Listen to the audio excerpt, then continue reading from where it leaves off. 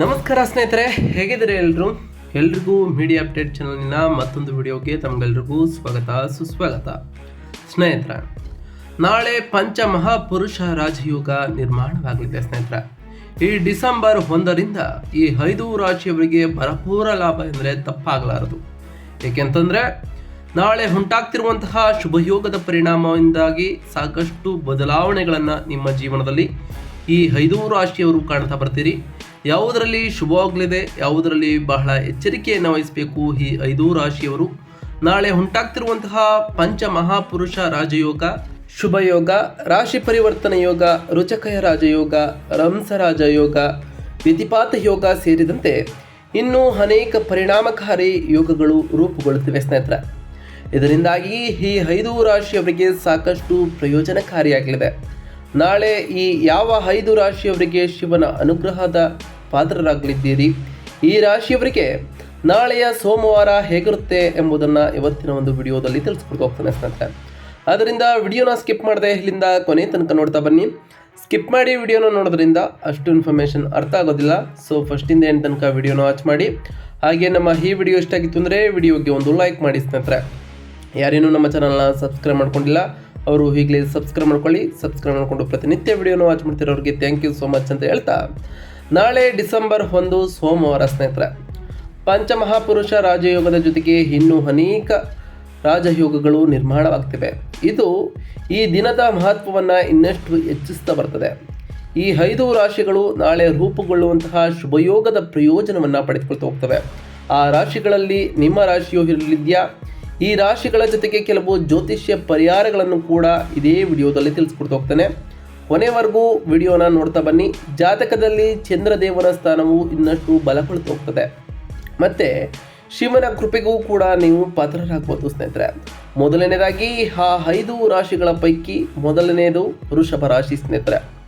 ನಾಳೆ ವೃಷಭ ರಾಶಿಯವರಿಗೆ ಸೇರಿದ ಜನರು ಯಾವುದಾದರೂ ದೊಡ್ಡ ಮಹತ್ವಾಕಾಂಕ್ಷೆಯನ್ನು ಈಡೇರಿಸಲಿದ್ದಾರೆ ಸ್ನೇಹಿತರೆ. ಕೆಲಸವನ್ನು ಮಾಡುವ ಜನರಿಗೆ ನಾಳೆ ಅನುಕೂಲಕರವಾದಂತಹ ದಿನವಾಗಿರ್ತದೆ. ಈ ವೃಷಭ ರಾಶಿಯ ಜನರಿಗೆ ನಾಳೆ ನಿಮಗೆ ಅತ್ಯುತ್ತಮವಾದಂತಹ ಕೆಲಸ ಅಥವಾ ಜವಾಬ್ದಾರಿ ದೊರಕುವಂತಹ ಯೋಗವೂ ಕೂಡ ಪ್ರಾಪ್ತವಾಗಲಿದೆ.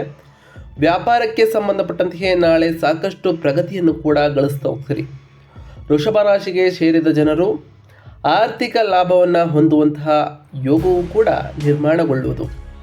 ಈ ಮೊದಲೇ ಹೂಡಿಕೆಯನ್ನು ಮಾಡಿದಂತಹ ಹಣದಿಂದ ಇನ್ನಷ್ಟು ವೃದ್ಧಿಯನ್ನು ಹೊಂದುವಂತಹ ಯೋಗವೂ ಕೂಡ ಇರೋದರಿಂದ ಈ ವೃಷಭ ರಾಶಿಗೆ ಸೇರಿದ ಜನರಿಗೆ ಕುಟುಂಬ ಜೀವನದಲ್ಲಿ ಪ್ರೀತಿ ಮತ್ತು ಸಾಮರಸ್ಯ ಹೆಚ್ಚಾಗಲಿದೆ.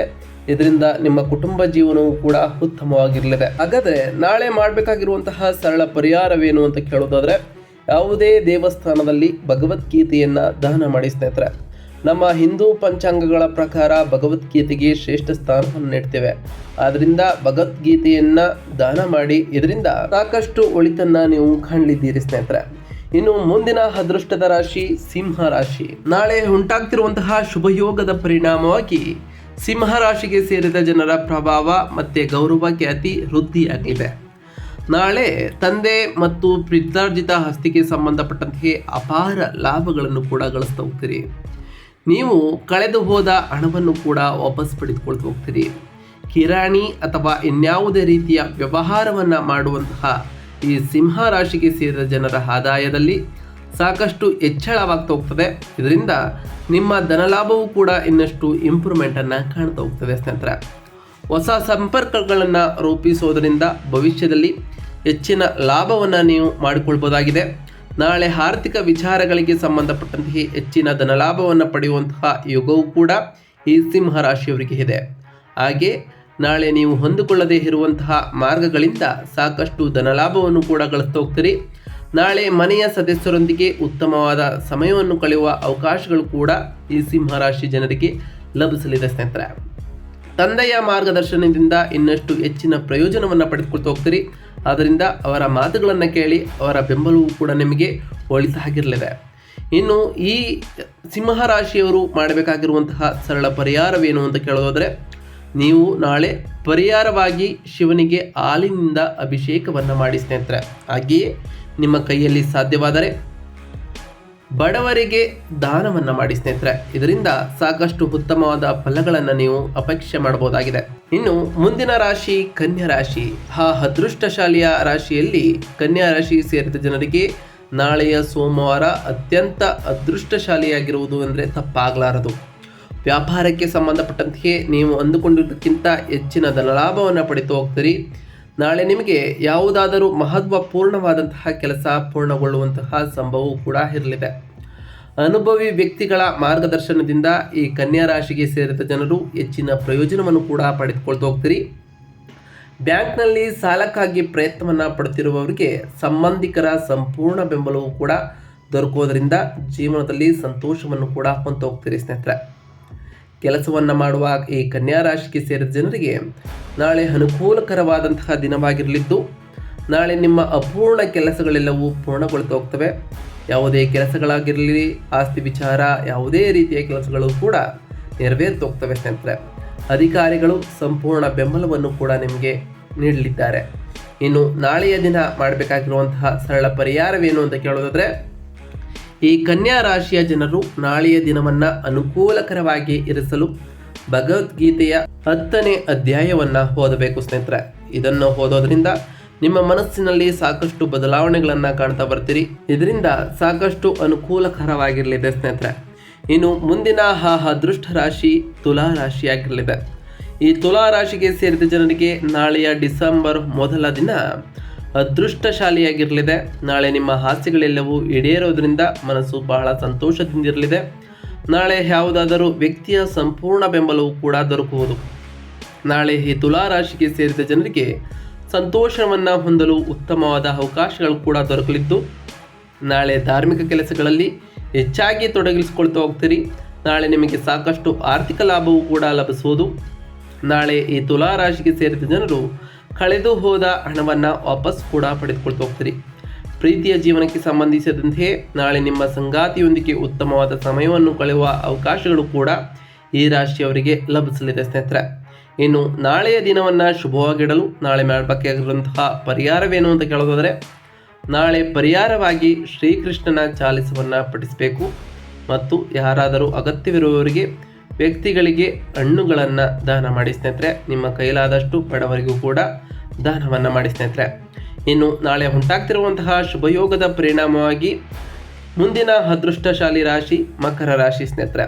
ಈ ಮಕರ ರಾಶಿಗೆ ಸೇರಿದ ಜನರಿಗೆ ನಾಳೆಯ ಸೋಮವಾರದ ದಿನ ಅತ್ಯಂತ ಲಾಭದಾಯಕವಾದಂತಹ ದಿನವಾಗಿರುವುದು.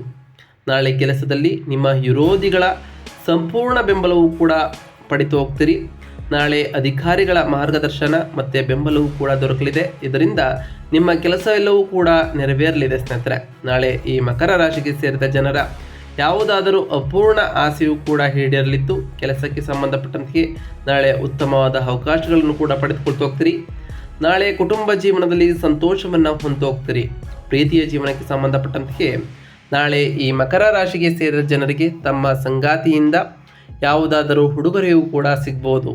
ನಾಳೆ ವ್ಯವಹಾರಕ್ಕೆ ಸಂಬಂಧಪಟ್ಟಂತೆಯೇ ನೀವು ಆದಾಯವನ್ನು ಹೆಚ್ಚಿಸಲು ಉತ್ತಮವಾದ ಅವಕಾಶಗಳನ್ನು ಕೂಡ ಪಡೆಯಬಹುದಾಗಿದೆ.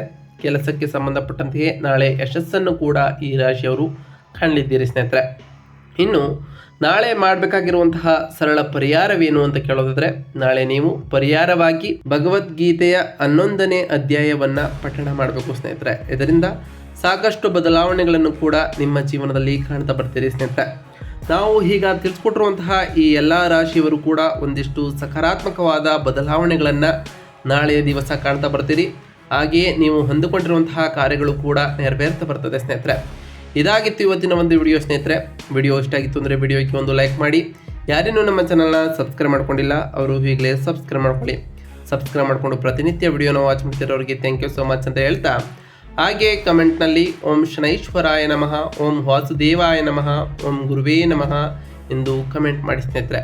ಆ ಶನಿದೇವರು ವಾಸುದೇವ ನಿಮಗೆ ಆಯುಷ್ಯ ಆರೋಗ್ಯ ಸಮೃದ್ಧಿಯನ್ನು ಕೊಟ್ಟು ಕಾಪಾಡಲಿ, ಆ ಗುರುವಿನ ಲಾಭವೂ ಕೂಡ ನಿಮಗೆ ದೊರಕಲಿ ಅಂತ ದೇವರಲ್ಲಿ ಕೇಳ್ಕೊಳ್ತಾ ಇವತ್ತಿನ ಒಂದು ವಿಡಿಯೋನ ಮುಗಿಸ್ತಿದ್ದೀನಿ ಸ್ನೇಹಿತರೆ. ಸಿಗ್ತೀನಿ ಮತ್ತೊಂದು ವಿಡಿಯೋದೊಂದಿಗೆ. Thank you for watching.